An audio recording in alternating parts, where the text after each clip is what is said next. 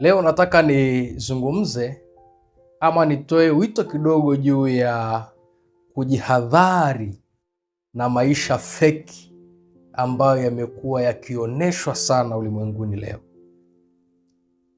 Maendeleo makubwa ya sayansi na teknolojia tulionayo, maendeleo makubwa ya kiushindani tulionayo kwenye nyanja mbalimbali za kimaisha, kwenye siasa, kwenye sanaa, kwenye huduma, kwenye ndoa, kwenye kila eneo tulionayo. Ushindani umekuwa mkubwa sana kwa jamii tulionayo au kwa nyakati tulizonazo sasa. Maendeleo haya ya sayansi na teknolojia na maendeleo haya ya ushindani kuwa mkubwa, imesababisha watu kutengeneza mifumo ya kujilinda, kuonyesha ya kwamba wako vizuri ama kuonyesha ya kwamba wao ni washindi kwenye hizo nyakati. Na hii imesababisha watu wengi sana kuonesha maisha yao ama kuyaweka maisha yao ya uongo kwenye mitandao ya kijamii, kuyaweka maisha yao ya uongo kwenye jamii, kuyaweka maisha yao ya uongo kwenye familia, kungali kile wanachokipitia ni tofauti na kile ambacho wanakionesha. Leo kuna watu wanaweza kuonyesha mabilioni mikononi, lakini wana madeni makubwa benki wanadaiwa. Leo kuna watu wanaweza wakaonyesha wanacheka wakiwa ufukweni, lakini wakirudi kwenye vyumba vyao vya ndani wanalia machozi usiku kucha. Leo kuna watu wanaweza wakaonyesha ya kwamba wana furaha kubwa, wana mafanikio makubwa, lakini ni vitu ambavyo wengine wamekodisha, wengine wameazima, wengine wamejaribu tu kutafuta hizo location kwa ajili ya kupiga picha ili kuonesha ulimwengu yale ambayo wanaendea.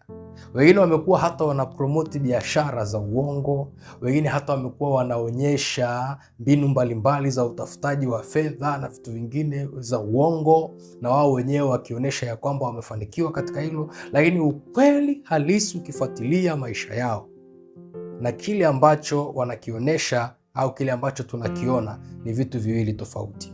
Sasa kwa nini nasema ujihadhari sana na maisha haya feki ambayo yamejaa ulimwenguni? Madhara yake ni kwenye jamii hii iliyobakia. Jamii hii iliyobakia imeibuka kuwa na wagonjwa wengi wa afya ya akili walioharibiwa na vile ambavyo tunaviona, yale maisha feki ambayo tunayaona kwa watu wengine. Kwa mfano, unaweza ndani yako ukajishusha thamani kwa sababu pengine umepambana sana, lakini hujaweza kufikia kile ambacho umekuwa unakiona kwa wengine. Pengine ukaanza kujihisi ya kwamba labda mimi nakosea, au pengine mimi sifai, au mimi sio fungu langu, na ukajikuta umejitengenezea low self esteem. Kwa nini? Kwa sababu hujaweza kupata kama kile ambacho umekiona. Lakini kumbe wewe ndio uko kwenye njia sahihi. Huwezi kujua kile pale kimekuwa feki kwa kiwango gani. Pengine unaweza ukakiona vile, lakini kina madeni mengi nyuma yake, kina migogoro mingi nyuma yake ambayo hajui hata anayamalizaje. Ila wewe uko kwenye njia sahihi, pengine taratibu ndio mwendo utafikia pale. Lakini ukishindwa kujadhari na kile, unaweza ukajitengenezea ukajishusha thamani. Lakini wengine na wao wamejaribu pia na wao sasa kuyaishi yale maisha feki. Ameona ndoa fulani imefanya vitu fulani, wamefanikiwa kwenye jambo fulani, wameposti jambo fulani, akaona hii sasa hivi ndivyo ambavyo inatakiwa. Kumbe hakujua wale pale ni cover, ni maski tu imefanyika pale, lakini hawana amani yoyote kwenye ndoa yao. Wewe hujaweza kuyafanya hayo, lakini mna amani katika kile ambacho unaweza kukifanya. Sasa ukajikuta unajaribu kuyatohoa ufeki, yale maisha feki, na wewe kujaribu kuyalazimisha kwenye ndoa yako na mahusiano yako. Mwisho wa siku mnajikuta mnaishia kwenye migogoro, mnaharibu hata ile nyota kubwa ambayo Mungu alikuwa ameweka ndani yenu. Lakini madhara ya tatu yanaweza kujitokeza ni watu kutengeneza mipango isiyowezekana. Kwa sababu kile unachokiona ama yale unayoyaona au yale yaliyopo kwenye jamii ambayo ni feki, yanaweza kukusababisha nawe kutengeneza mipango mikubwa ya kuweza kufikia vile, lakini mipango yenyewe haiwezekani. Kuna watu wameshawishiwa kuingia kwenye biashara zisizowezekana. Kuna watu wameshawishiwa kuingia kwenye uwekezaji usiowezekana. Kuna watu wameshawishika kuingia kwenye vikundi, kwenye makundi fulani, na mwisho wa siku wakakuta ni utapeli na ni uongo mtupu, ni kujichosha. Kwa nini? Kwa sababu walijaribu kutengeneza mipango isiyowezekana kutokea kwenye maisha feki ambayo waliyaona, wakifikiri ya kwamba hayo ni maisha halisi. Lakini wengine wamekosa dira. Mtu anakosa dira kwa sababu hajui afanye nini. kwa sababu kila anachokiona ni kama kinamconfuse, kila anachokitazama ulimwenguni, kila anachokutana nacho, anapocheki mafanikio, anapocheki hichi vitu hivyo, kama vile anajiconfuse na yeye anakosa dira. Watu wengi wamekosa dira.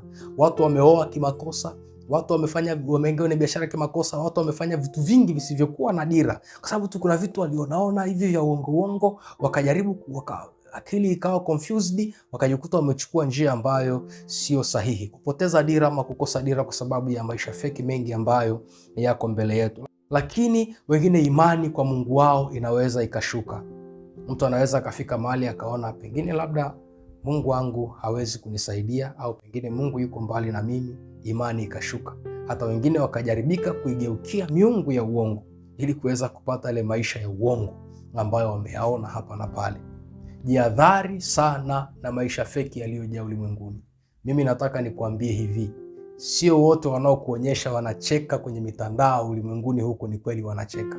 Sio wote wanaokuonyesha kwamba wamefanikiwa sana ni kweli wamefanikiwa. Fanikio la kweli linatengenezwa kutokea ndani. Tabasamu la kweli linatengenezwa kutokea ndani. Mafanikio ya kweli yanatengenezwa kutokea kwenye ile malengo ulionayo na njia sahihi ya kuweza kufika pale ambako unaenda. Kaa chini, muombe Mungu wako, tafakari, afahamu maisha yako, fahamu maadili yako na mazingira yako yaliyokuzunguka, alafu jua unahitaji nini ulimwenguni. Tengeneza mifumo yako ya maisha na falsafa ya maisha itakayokusaidia. Na wewe usije ukawa feki kwa wengine kwa ajili ya kuharibu wengine. Lakini utakapofika mahali wengine wanajifunza kwako, wajifunze katika vitu halisi vinavyowezekana na watu wakaendelea kuyafurahia maisha yao. Mimi nakutakia kila laheri, maana unapoimarika wewe na sisi tunaimarika.